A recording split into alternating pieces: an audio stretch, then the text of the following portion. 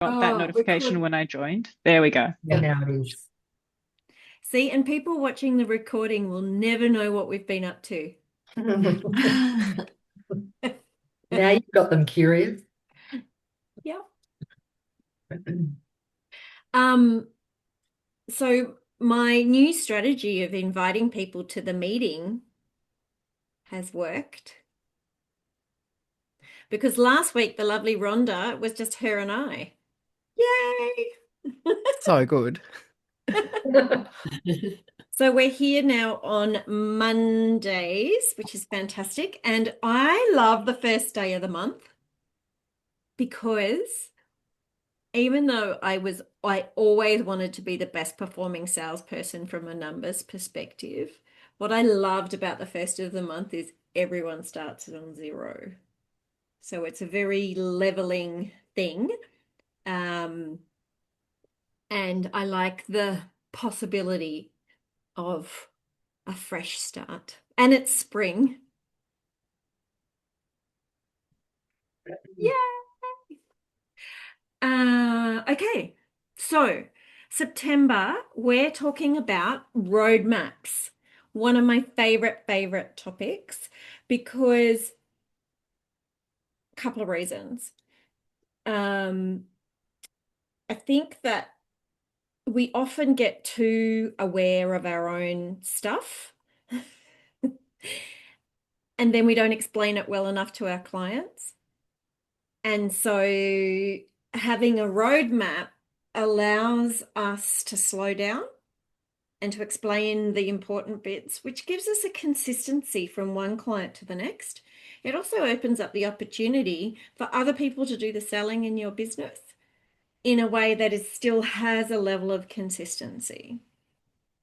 Um, so there's lots of good things about roadmaps. And so what I'm going to do today is, it's going to work. We're going to play with crayons. No. I've got a masterclass. Obviously, we will also have time for questions because I love questions. I have got a workbook for you so you can do your homework. I know you're all excited about that. So I'll put that up with the recording in the hub later on today. Okay. I love selling. So great selling is not that icky, sticky, pushy, blah, blah, blah. It's helping someone buy. It's helping someone make a good buying decision for them, not you. If it's good for them, then it will also be good for you. But it's very much process focused. So it's not about getting to yes. It's about them efficiently getting to an answer, whether that is yes or no. So what I want to talk about today is, well, how do we think about helping others? What does that actually look like? And if we're going to help someone on their buying journey, what does that look like? How do we step people through that? And the last thing I want us to think about is, what does success look like? Because we want to do this in a loving, kind, gentle, beautiful, successful way. Well, how do we know we're doing that? So they're the things that we're going to cover off today. I love selling. So selling is not icky, sticky, pushy, yucky, manipulative, me-centered, blah, blah, blah. Great selling is helping someone buy from you or really make a buying decision for them that is a good decision. It solves a problem. You're helping them find a solution, and that solution might not be you. That solution might be, oh, you've got to actually work with this other person first. Or maybe they'd never need to work with you. It's really focused on having a beautiful client-centric way of encouraging someone to understand more about their problem and explore solutions, one of which might be you. Okay, so this works on two fronts. It works for your client or potential client because they want a solution to this problem. They want help. They want to think about it in a different way or do it in a different way or get a different result. They want to tick this off their list or find a way through this mess or whatever it is that where they find themselves right now. They want to find a different way. So it's when we take someone through a great buying decision and we help them in that, it feels good for them and for us. Think about when you've been, imagine you've got a wedding to go to and you need a new dress. And I can say that today because we've got all women. Not that men can't wear dresses.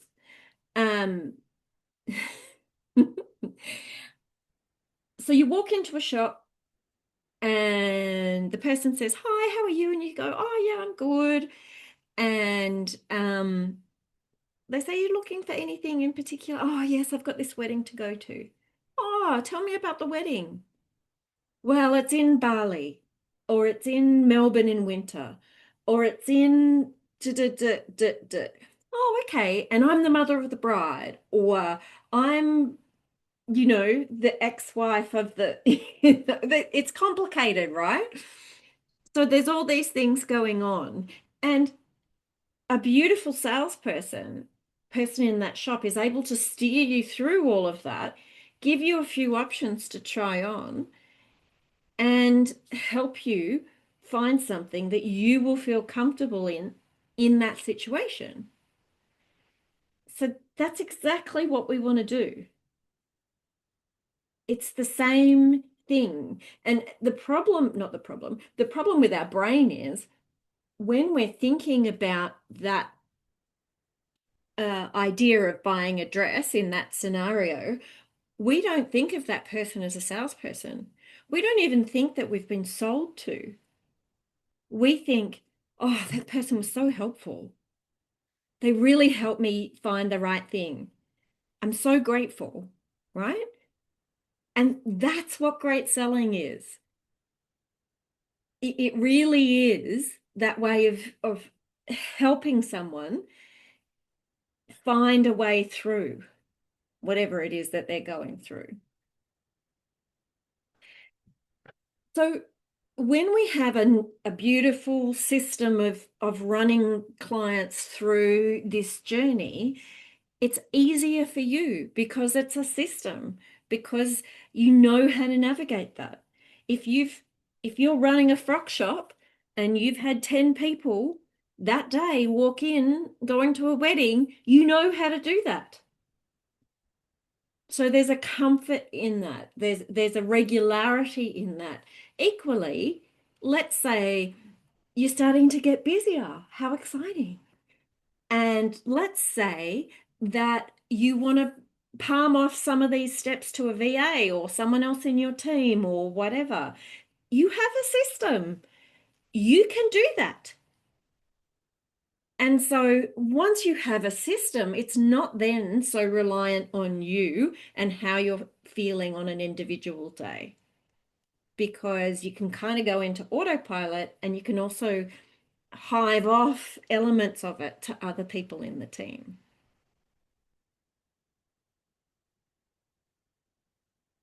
Okay, so how do we help someone? So one of the stories, as you know, that I love is The Wizard of Oz. So this is so applicable to this this month because the way I think about it is your client is Dorothy. So let's think about the beginning of the movie, right? We're in black and white. She's coming home from school. Is it school? Anyway, that evil woman wants to steal her dog. She runs away from Aunt Em and Uncle, whoever he is, whose name I can never remember. She runs away from home with Toto, and she runs into that old guy who then becomes the wizard. There's a tornado coming. She runs home again. She doesn't get there in time. She's hit in the head. She's caught up in the storm. And now she comes into Technicolor. Not to mention, she's a 16-year-old girl who's paid just a little bit more than the dog and a third of what the male actors are paid. And she holds that movie. Okay, so she's in a foreign world, one that doesn't accept her, one that she's not aware of, should she be frightened? Should she be excited? So this is your client. They know nothing. And they've got to navigate this thing, this problem, this arena, this growth part of their business, this way of employing a new person, this leadership challenge, this whatever it happens to be. They're being asked to navigate that, and they're looking for help. And that's why they're talking to you. So as well as we have the beautiful Dorothy with Toto standing on the porch saying this isn't Kansas anymore, we also have Glinda the Good Witch of the North. And since seeing Wicked, I can't actually think about her in the same way. So I just need to delete that version, just FYI. So Glinda, the real Glinda, floats down in a bubble, looking fabulous in the best frock, right? So, but when she encounters Dorothy, she doesn't say to Dorothy, there's flying monkeys, fields of opium, there's a witch that wants to kill you, and by the way, the wizard's a fraud. Does she? No, she encourages Dorothy just to get off the porch. She encourages Dorothy to meet the little people who are around there somewhere. And she encourages Dorothy to understand that there is a path that she needs to follow, which happens to be called the Yellow Brick Road. And that all she needs to do is stick on that and she'll be fine. So this is what we need to do. We need to not arrive where we are. We need to float down in a bubble, which is a great idea. Like, just imagine, you get a wand and everything. So you get to float down in a bobblehead. Understand where your client is at and understand what are just the first steps. How do we encourage them just to take the first steps, let alone all of the other things? And so in this journey, I just thought about something. Hang on. Sorry, this is how my brain works. I'm just going to put something up. Okay. There's a model of, anyway, I'll put it up in the hub. But the important thing to understand about what we're doing here, we want to give our client agency. We want to put them in a decision-making position. We want to make them responsible for their own decision. But in order to to do that, we've really got two roles. One is kind of the coach and the champion and helping them discover. And the second side of that is the challenger. It doesn't mean you always have to accept what they say. What's the bin for, Kev?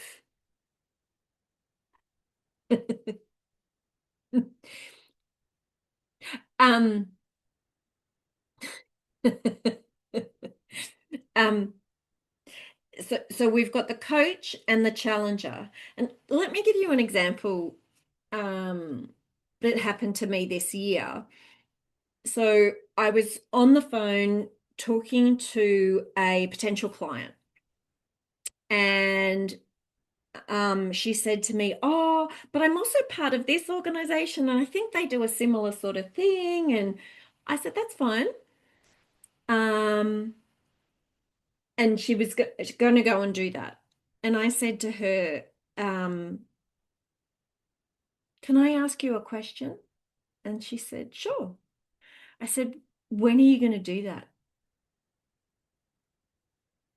And she said, there was a bit of a silence, and she said, "Yeah, um, you know what? I'm going to do that this week. I'm going to find out whether they're going to be able to help me." I said, "Great. Would it be okay then if I gave you a call on Tuesday next week?" And she's like, "Yes." Anyway, after she signed up with me, she said the following Tuesday, she said to me, "I really liked what you did then." I said, "What do you mean?" And she said, "You showed me what your coaching and help was like by just making sure that I was accountable from the beginning." And I just, yes, okay. So sometimes what we do, we're not always aware of the impact of that. But it is okay to challenge in our role of sales as well as coach. Here's all the things, but sometimes we need to do both in order to steer the client in the right direction.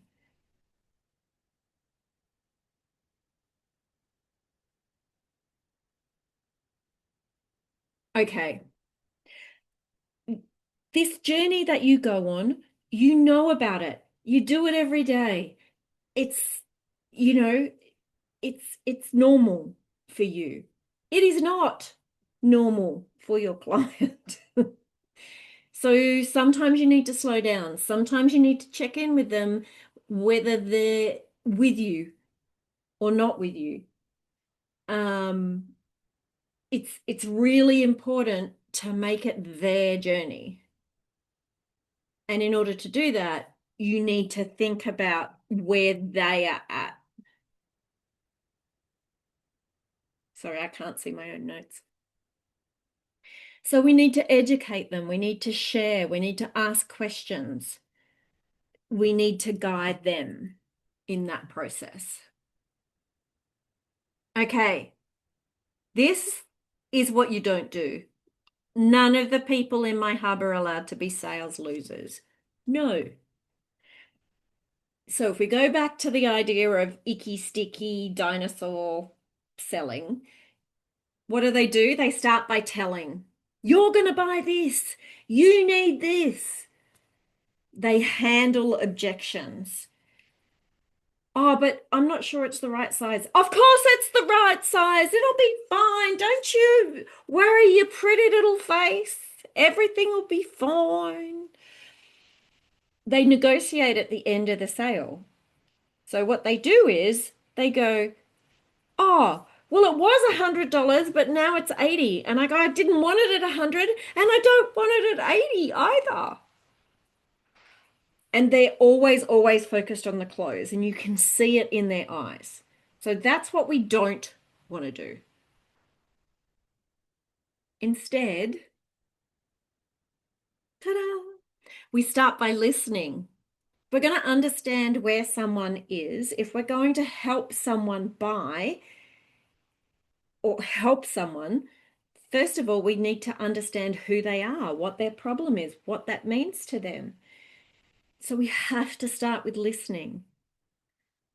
And lucky for you, next month, I'm doing a whole month on listening. You will be so great at listening. By the end of October, you will not know yourselves. And people will think, you've turned into a guru or something. Okay.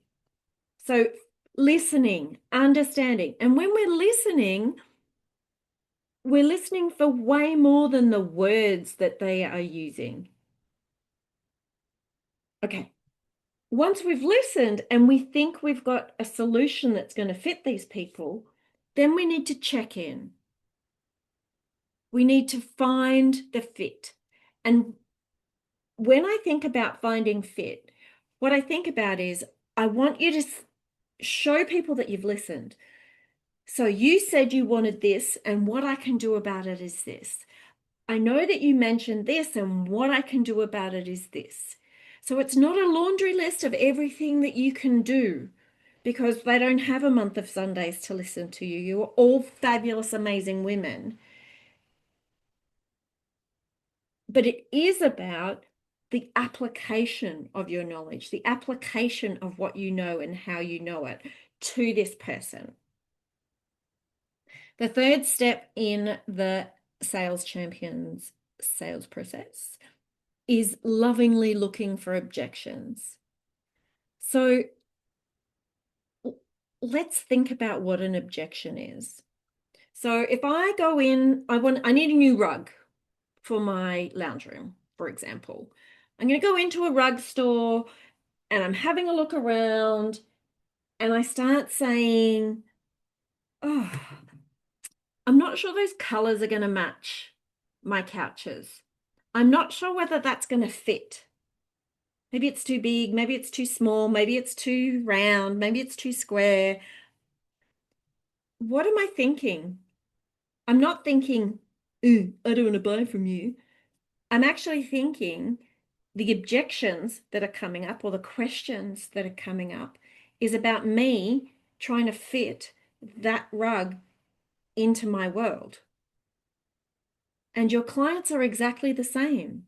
So sometimes when they say, oh, I'm not sure whether my guys really need any training, or I'm not sure that templates would help me, or I'm not sure, they're not dissing you or your products. They're exploring their world.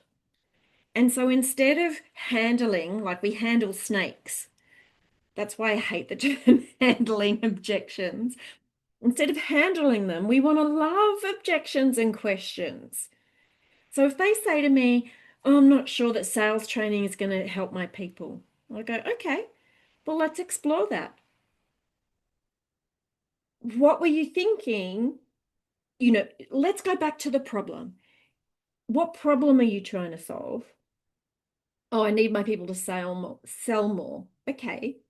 So what things have you tried in the past? What other things might work? And can I be bold? And so this is when I move into challenge mode. Can I be bold and suggest to you that sales training for your team would help? And let me tell you why. Because of A, B, and C, whatever it is. So see how I move from the coach and helping him to challenging him on what he's saying as well. So objections are the brain's way of trying to fit your solution into their business or your solution into their house or whatever it is. So please, please, please love objections. Follow them all the way through. Make sure that once you've answered one, you go, thank you for asking that question. Listen, do you have any others? Because here's what I know about objections. Often they'll start at more logical and then they'll whittle back to the more emotional reasons. So if you can lovingly deal with the first one, then they're going to trust you with the deeper ones. So yes, so objections. And my phone, I don't know how to turn it off. I've got a Apple Watch and I don't know how to turn the noises off. IT guru me. Boop, boop. And the last step is the old ABC of selling is called always be closing, right? No. Always be creating value. That's my new ABC of selling. So, and value for who? Value for me. I want to feel good about this. Value for my team. I want my team to feel good about delivering this. Value for the client. Value for their team. Value for the world. Because if I'm good at what I do and release you beautiful people onto the world to sell more stuff and serve the world, then the world is going to be in a better place. And I honestly believe that. And so think about what benefit happens beyond the transaction, beyond the thing that's right in front of you. I get a bit passionate about this stuff, you might have noticed. Okay. People buy emotionally. Everybody in the whole world, men, women, monkeys. I don't know about monkeys, but men and women I know about. Everybody buys emotionally. And then people will say, oh, no, but it's illogical. And it's not. What people actually do is they make an emotional decision, and then they wrap the logic around it so that if someone asks them, why did you buy that? They can say this beautiful, logical thing that makes them feel safe. That's actually what happens. You think about buying a car. So what happens? You decide on the make and the model and the color and the whatever, and maybe you've been to 3 Mazda yards or whatever, and you particularly like Sam from that one over there, but that person over there was offering you a better price. What do? If you're anything like me, you call Sam, you say, Sam, I really want to buy from you because I like you. Emotion.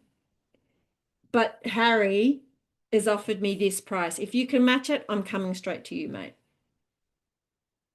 That's what we do.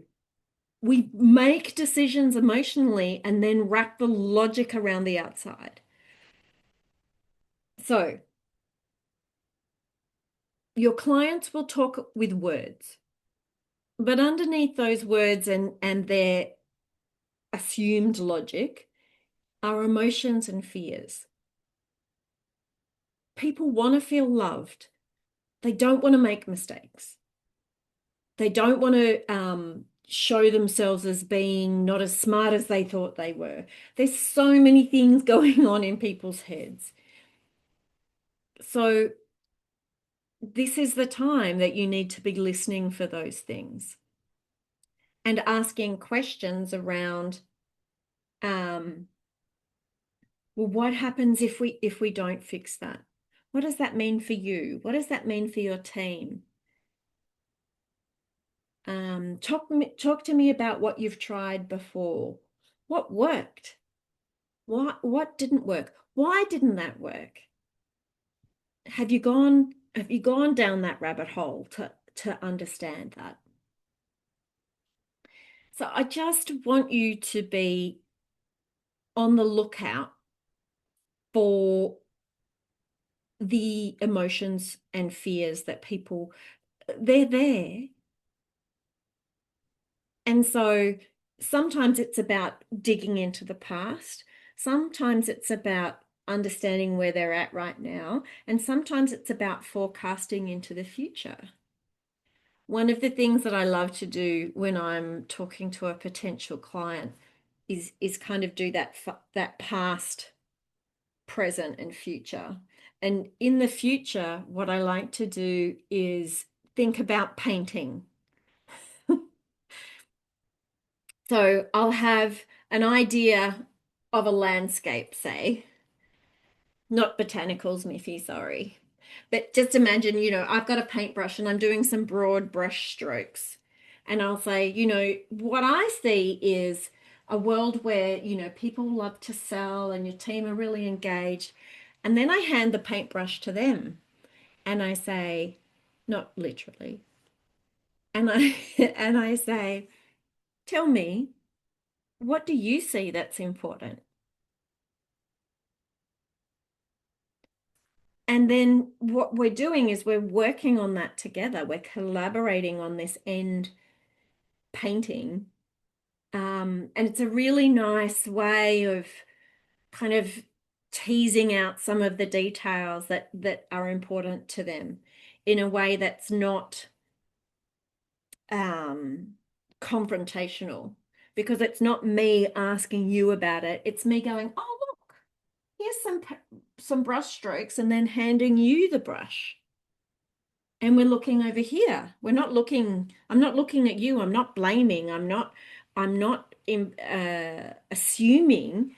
I'm opening the canvas up to both of us to play with.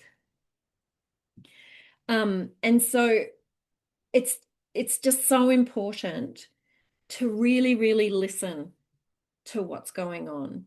And don't forget that 58% of communication is completely nonverbal.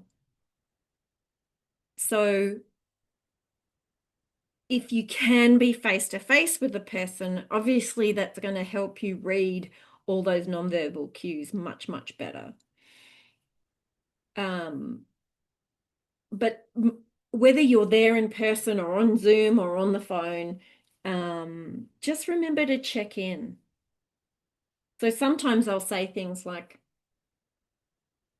hey, it sounds to me like you're a bit worried about something that you're not telling me. Or it sounds to me like you've got a great team, but we just need to kind of encourage them to get out there a bit more. Or sometimes I'll call what I see. And I think that really encourages them to then talk about that. The funniest example was last century when a client of mine walked in, and these were the days of, desktop PCs. Anyway, she had her computer, it wasn't working, brought it into the guys down the back that did all the fiddling around with computers. And she was standing next to me and she was just like blank face staring at this computer, which had died. And I said to her, and I've to this day, I have no idea why I said this. But anyway, I said to her, why are you looking at that computer like it's your grandmother on her deathbed, right? So what does she say to me? Oh, Fran, she is actually. And I went, oh, do you want to talk about it? Maybe, do you want to have a cup of tea? We'll go and talk about it. She goes, I'd love that. And so we had a cup of tea and she told me these beautiful stories about her grandma. And, we laughed and we cried and we had a lovely time. And she said to me, thank you. She said, I haven't been able to talk about it because everybody's so busy, in her family. And so I just feel like I was supposed to say that. It's not something that I would normally say. So there's always emotions there. That's all I have to say to that. Okay. When we're looking at the next step, so we've understood our client, everything's beautiful. Then I want you to apply. Apply what you know to what they've just said. So think about it like a puzzle. So you've just said X, Y, Z, and what I can do is help with this. You know, you said that staff motivation was the most important thing. So talk to me about that. Let's think about together how we might be able to better motivate your staff. And remember, in this part where we're finding fit, it's a conversation. It's you, not you. I don't know if my kids like to hold on to jigsaw puzzle pieces because they want to put them in. That's not the idea. This is collaboration. This is a conversation. We're finding bits and we're putting them in place.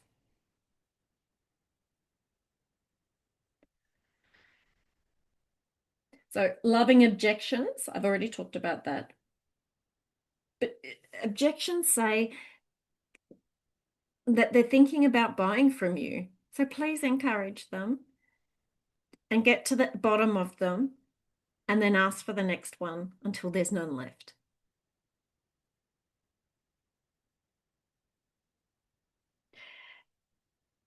So,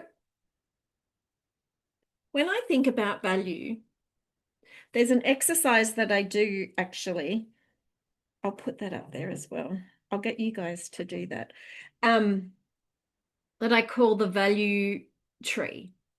So when I'm working with a team in a business, I start with the people inside the business. Well, what value do you get out of coming to work every day?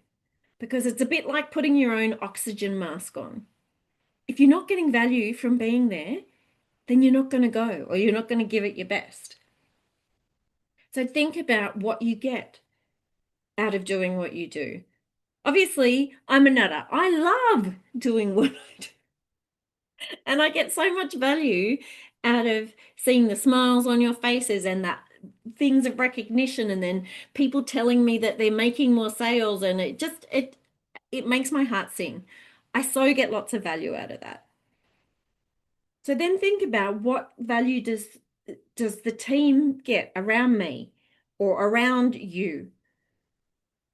Then what value does the client get? And in their words and their emotions, because we're talking about emotions. And lastly, if we do all those things beautifully, what's the ripple effect out to the community? So when I think about that, I think about, oh, I just thought about something else. Sorry. Baby's laughing at my brain in a nice way. When I think about the ripple effect out to the community, I think, and I'm just going to use my example. If I unleash you all into the world, helping people, making joy, helping businesses be better, making people feel better, do better in all of your different ways, then the world will be a better place. You will feel happier. I will feel happier. The birds will be happier. Everyone will be happier. And one of the exercises that I'm going to ask you to do on that vein is to think about the I Have a Dream speech by Martin Luther King Jr.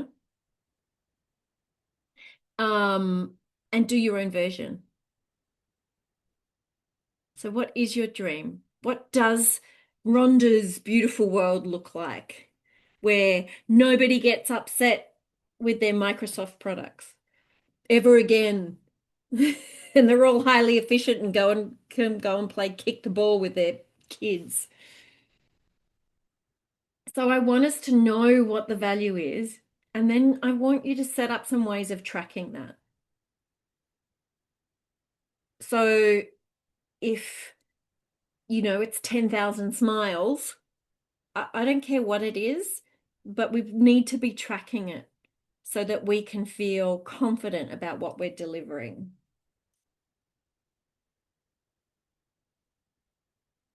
So today I've gone through a lot, I know, but it is simple.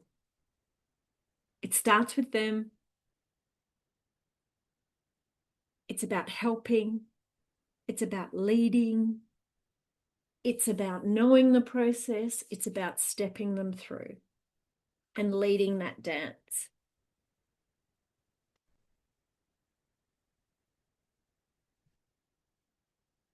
So I'm going to send you some homework.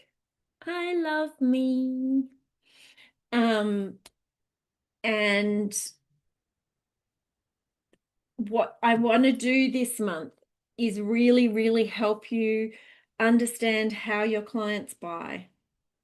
Let's build out a simple one-page roadmap that helps you deliver on that, helps your client understand what that process is. And let's go and, ripple effect value out to the world.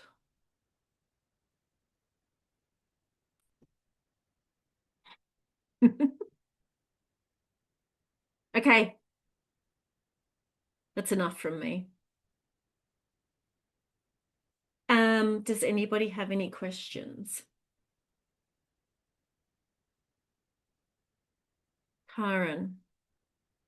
So the value piece, in what ways do we articulate that back? So obviously we need to understand where we fit into solving their pain or whatever the solution is. We can see the value for them. At what points are you using that to influence their decisions? Okay, so the first thing I would say is that you need to be closing at each point in the sale. So I would be testing at each point whether, so let's say that they've come up with a piece of value, what's valuable to them.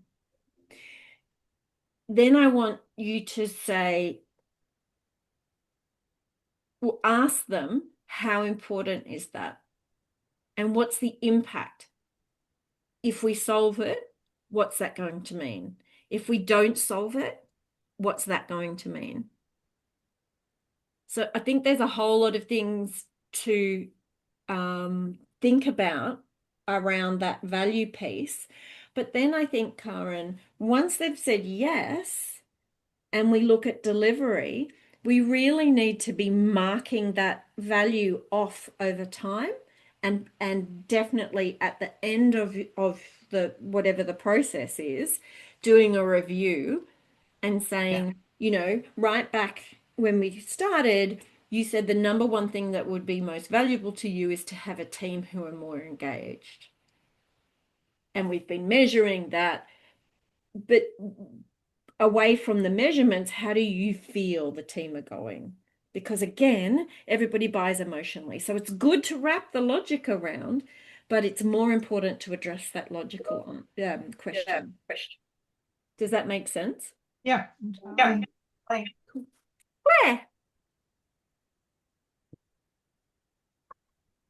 Claire, did you have a question?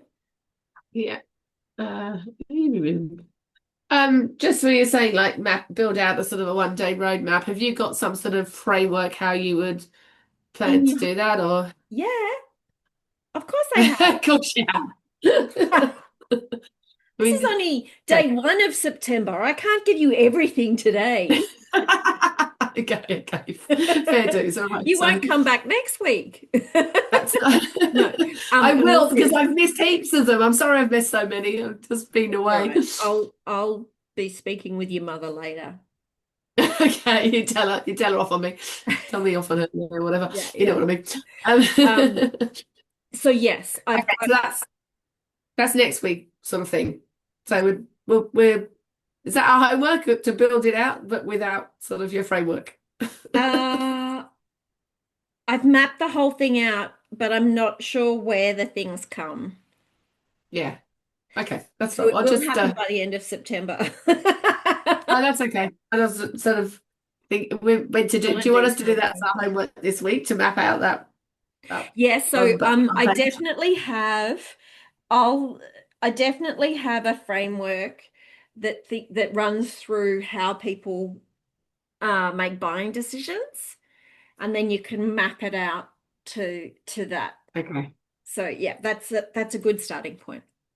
All right. So for the moment, just write out sort of what we're doing for the. Yeah, I'm pretty sure I haven't looked. I Sorry, haven't not trying to put actually. you on the No, spot. no, I just no. I I haven't don't know actually. quite how I should do it. I haven't even got it up. I haven't even written the workbook yet. So, Okay. I mean, I've got it, but it's Yeah. just Just not have a ready. general think. That's what, for us to just have a general sort of think about how the roadmap. You will have exactly what to do by the end of today. Oh, okay. Yeah. Okay. No worries. Sorry. I'm not trying to preempt anything. Just No, no, no. clarity to what I'm meant to be doing. They're going to She's catch still up on the designing the homework and all. Yeah, that's Tara, Brilliant. don't give them all my secrets. See? I've done it myself 1,000 times. I was I going to say know. snap. Always. Now, Phoebe, you had your hand up, love, before. I put it down again because it's a bit similar to Claire's, but it was slightly more specific on how you then build those questions and answers into a landing page as the start of your customer journey. But Oh, I feel okay. like, Yes. So yes, I've got the buying phases. It, it will help with landing pages, but you probably need to think about because my stuff is more about how people make decisions when they're talking to people, which is different to how people make decisions from a marketing perspective. Similar, we're yep, sisters, sales and marketing, but we're different. yes. So it will definitely help you, but it might need to be rejigged for an online thing. Yeah. Thank you. Annika's nodding because she's marketing. Yeah, it's the taking the sales questions and going, what's the one step before that? What's the questions that they had just before they asked those sales questions, I think. Yeah. Cool. Any more questions? Miffy, you've been very quiet over there. No one like me. No, I'm. That's what I was thinking. It's good. It's all good. I'm absorbing. Yeah, good. Good. Does anybody else have any questions? Annika? I might have one that might be a little bit, let me know if it's too deep for today and goes to a future one. But if you feel like you've kind of, like, how do you get it back on track? If you feel like you've maybe misstepped a little bit or, misjudged the situation, how is there some ways that you can bring the Yes. conversation back into trying to find a mutual fit or a fit at all? Yes. So I think the first thing is to name the elephant in the room. So I would, if I feel like it's gone off track, that's the first thing I say. Yeah, I feel like I've overwhelmed the lead. I've overwhelmed her, and that's probably put her off. Right. So then it's mea culpa. Yeah. See, I just throw in Latin terms because I'm, but it's hey, I've been reflecting on our last meeting, and I feel like I gave you too many steps, too much, that you were overwhelmed, and I just wanted to say I'm so sorry. And I also want to know how are you feeling? And then you can say, look, I know we were talking about A, B, and C, but if we just start with A, I've thought about these 3 simple things that we can do just to get started. Can I send that through for you? Can we talk about that? But after you've said you're sorry and after you said what you think has gone on, she can say, and I'm assuming it's a woman. Oh, you said she. Yes. Just give her some space to answer. Because like with Miffy, I said, you've been very quiet today. And she said, oh, I'm just absorbing, right? So even though how people respond might not be what you think, just, gently calling that out. It could be something completely different, like her grandmother's just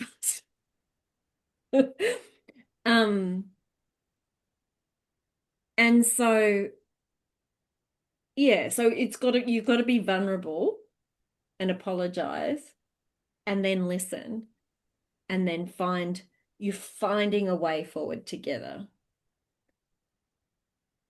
Nice. Awesome. Thank you. Pleasure. Anyone else? Rhonda, you haven't said a word. Oh, definitely absorbing.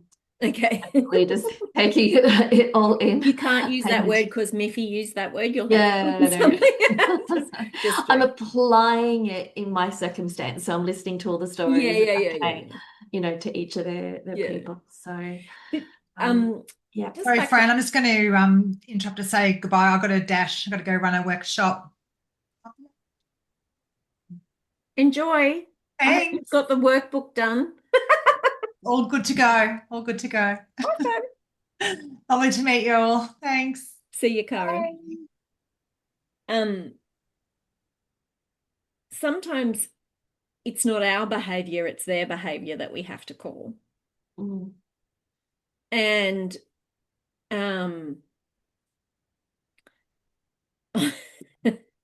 here's an example. I was selling an IT system to an accounting firm who had like 60 employees. And was it this? Oh, yeah. So it was this century, but only just. So 20 years ago. And they had spent $100,000 with another IT provider and their system wasn't working. Like it was I know, Rhonda, you know a bit about IT. Mm. So it was a terminal server type situation, and they had 60 staff on this one terminal server. It was never going to work. Anyway, so we put in a temporary fix, so at least, but their reality was only half the staff could get on at any one time. And so 30 people at $200 an hour, like that's a lot of money. Anyway, it was coming up to Easter and I was meeting with all of the partners. And they said they needed to spend another $120,000, I think, from memory. Anyway, the managing partner said something along the lines of, oh, yes, well, Easter's coming up and we'll give you a decision after that. And I said, no. I said, I don't think that you appreciate what is going on here. We have a lone server in there so that you can limp through. Limp. Coming up and saying yes in 2.5 weeks' time after Easter, that's insane. And I said, I'm really sorry that you all spent $150,000 with these other people who were not able to deliver. But frankly, right now, that's not our problem. Our problem is that 30 people are sitting down there twiddling their thumbs because they cannot get access to their systems. And this proposal that is in front of you will fix that. And then you'll have all your staff actively working just like they should be. And so I'm not leaving a server in here for 3.5 weeks while you get round to having Easter. You need to make a decision today. And I said to them, now, and they all like in their 50s and grey suits. I said, now say after me. And they're accountants. Yeah, accountants. I love them. Say after me, my baby's ugly. So all these men go, my baby's ugly. I said, good. Now that we've got that out of the way and we know that that decision was bad and they're the consequences, now are you ready to commit? So I got a signature. I know I'm so cheeky. But sometimes you do need to call their behavior. You don't need to be as sassy as me with that. But sometimes the buyer's behavior is not okay. And sometimes it's confusing. And so you can say that, hey, I'm confused. I thought you were really interested in this, but now it looks like you're backpedaling. Can you help me understand that? It's still calling what you're seeing, but doing it in a softer way than asking people to say my baby's ugly. And 30 people at $200 an hour for 2.5 weeks is about 600 grand. So 120 was cheap. Thanks, Miffy. You know, like but do you think they were going to say no in 2.5 weeks? Like that, maybe he was trying to figure out a way to say no. No. He was just trying to save 120 grand for 2 weeks. No. He just didn't want to make the decision. Yeah. Wanted more time to think about it.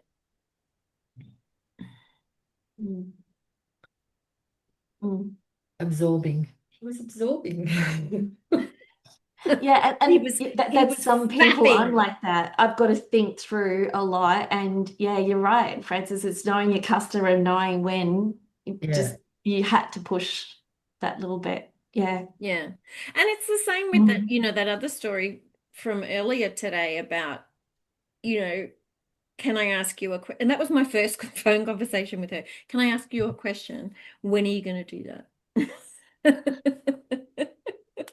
Yeah, it's a bit bold, but sometimes you do need to push, but not in a rude way, in a helpful way. Ultimately, in both those situations, I helped them make a decision that was right for them. And that just happened to be buying from me. But I didn't push because I wanted the sale. I pushed because they needed to find an answer.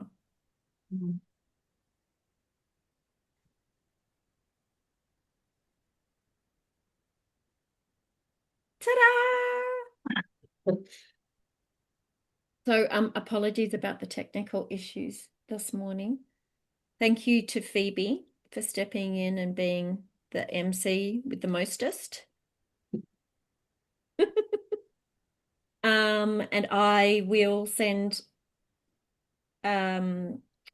workbooks and recording and all of those things out this afternoon. And Claire, if you've got any questions, or if anyone's got any questions about what they should be doing, please hit me up. And Francis, do you have the recording from last week? Yes, and I haven't put it up. Yeah. That would be awesome. I know you've got a lot to do there, so but Sorry. appreciate it. Just saying. Perfect. Awesome. All right. Over and out, kids. Thanks. Bye.